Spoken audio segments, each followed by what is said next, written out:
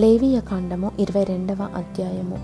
మరియు యెహోవా మోషేకు ఈలాగు సెలవిచ్చెను, ఇశ్రాయేలీయులు నాకు ప్రతిష్ఠించు వాటి వలన అహరోనును అతని కుమారులను నా పరిశుద్ధ నామమును అపవిత్రపరచుకుందునట్లు వారు ఆ పరిశుద్ధమైన వాటిని ప్రతిష్ఠితములుగా ఎంచవలెనని వారితో చెప్పుము. నేను యెహోవాను.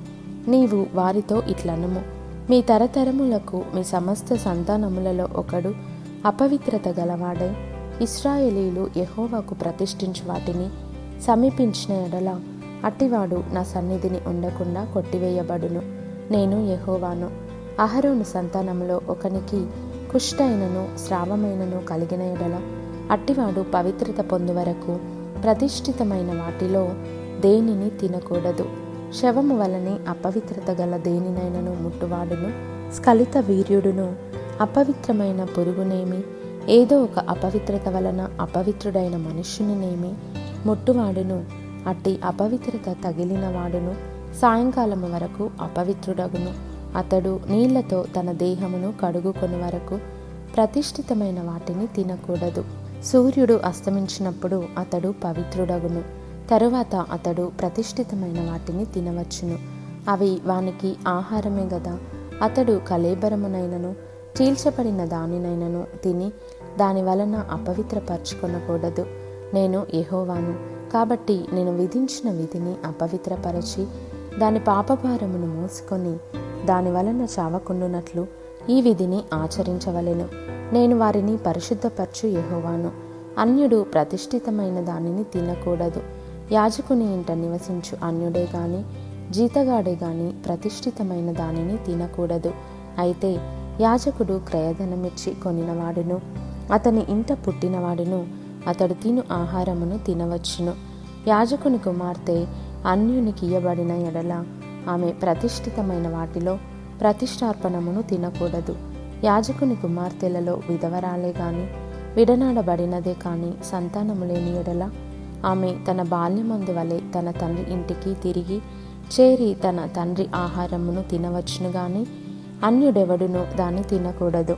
ఒకడు పొరపాటున ప్రతిష్ఠితమైన దానిని తినిన ఎడల వాడు ఆ ప్రతిష్ఠితమైన దానిలో 5వ వంతు కలిపి దానితో యాజకునికి ఇయ్యవలెను. ఇశ్రాయేలీయులు ప్రతిష్ఠితమైన వాటిని తినుట వలన అపరాధమును భరింపకుండునట్లు తాము యెహోవాకు ప్రతిష్ఠించు పరిశుద్ధ ద్రవ్యములను అపవిత్రపరచకూడదు. నేను వాటిని పరిశుద్ధపరచు యెహోవానని చెప్పుము. మరియు యెహోవా మోషేకు ఈలాగు సెలవిచ్చెను, నీవు అహరోనుతోనూ అతని కుమారులతోనూ ఇశ్రాయేలీయులందరితోనూ ఇట్లు చెప్పుము. ఇశ్రాయేలీయుల ఇంటి వారిలోనే గాని ఇశ్రాయేలీయులలో నివసించు పరదేశులలోనే గాని ఎవడు యెహోవాకు దహనబలిగా స్వేచ్ఛార్పణములనైనను మ్రొక్కుబళ్ళనైనను అర్పించునో వాడు అంగీకరింపబడినట్లు గోవులలో నుండి అయినను గొర్రె మేకలలో నుండి అయినను దోషము లేని మగదానిని అర్పింపవలెను. దేనికి కలంకముండునో దానిని అర్పింపకూడదు. అది మీ పక్షముగా అంగీకరింపబడదు. ఒకడు మ్రొక్కుబడిని చెల్లించుటకే గాని స్వేచ్ఛార్పణము అర్పించుటకే గాని సమాధాన బలి రూపముగా గోవునైనను గొర్రెనైనను మేకనైనను యెహోవాకు తెచ్చినప్పుడు అది అంగీకరింపబడినట్లు దోషము లేనిదై ఉండవలెను. దానిలో కలంకమేదియు నుండకూడదు. గ్రుడ్డిదేమి కుంటిదేమి కొరతగలదేమి గడ్డగలదేమి గజ్జిరోగము గలదేమి చిరుకుడు గలదేమి అట్టి వాటిని యెహోవాకు అర్పింపకూడదు. వాటిలో దేనిని బలిపీఠము మీద యెహోవాకు హోమము చేయకూడదు. కురూపి అయిన కోడెనైనను గొర్రెమేకల మందలోని దానినైనను స్వేచ్ఛార్పణముగా అర్పింపవచ్చును గాని అది మ్రొక్కుబడిగా అంగీకరింపబడదు.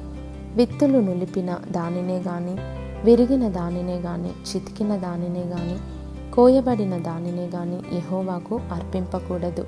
మీ దేశంలో అట్టి కార్యము చేయకూడదు. పరదేశి చేతి నుండి అట్టి వాటిలో దేనిని తీసుకొని మీ దేవునికి ఆహారముగా అర్పింపకూడదు. అవి లోపము గలవి, వాటికి కలంకములుండును. అవి మీ పక్షముగా అంగీకరింపబడవని చెప్పుము. మరియు యెహోవా మోషేకు ఈలాగు సెలవిచ్చెను, దూడయే గాని గొర్రెపిల్లయే గాని మేకపిల్లయే గాని పుట్టినప్పుడు అది 7 దినములు దాని తల్లితో నుండవలెను. 8వ నాడు మొదలుకొని అది యెహోవాకు హోమముగా అంగీకరింపతగును. అయితే అది ఆవైనను గొర్రెమేకలలోనిదైనను మీరు దానిని దాని పిల్లలను ఒక్కనాడే వధింపకూడదు. మీరు కృతజ్ఞతా బలియగు పశువును వధించినప్పుడు అది మీ కొరకు అంగీకరింపబడినట్లుగా దానిని అర్పింపవలెను. ఆనాడే దాన్ని తినివేయవలెను. మరునాటి వరకు దానిలో కొంచెమైనను మిగిలింపకూడదు. నేను యెహోవాను. మీరు నా ఆజ్ఞలను అనుసరించి వాటి ప్రకారము నడుచుకొనవలెను. నేను యెహోవాను. నా పరిశుద్ధ నామమును అపవిత్రపరచకూడదు. నేను ఇశ్రాయేలీయులలో నన్ను పరిశుద్ధునిగా చేసుకొందును. నేను మిమ్మను పరిశుద్ధపరచు యెహోవాను. నేను మీకు దేవుడనై ఉండునట్లు ఐగుప్తు దేశంలో నుండి మిమ్మను రప్పించిన యెహోవానని చెప్పుము.